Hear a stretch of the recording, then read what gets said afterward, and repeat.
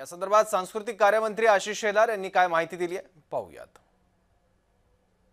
गणेश भक्तांच्या प्रयत्नांना यश मिळालं।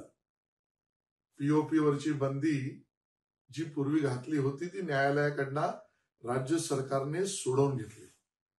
आता त्यापुढे ऐतिहासिक निर्णय आमच्या मूर्त्यांचं विशेषतः सार्वजनिक गणेशोत्सव आणि त्यातल्या आमच्या गणपती बाप्पाच्या मूर्त्यांचं विसर्जन प्रथा परंपरेनुसार वाजत गाजत होणार की नाही आणि बरोबरीने पर्यावरण पूरक व्यवस्थाही निर्माण होणार की नाहीत याबद्दलची शंका दूर झाली।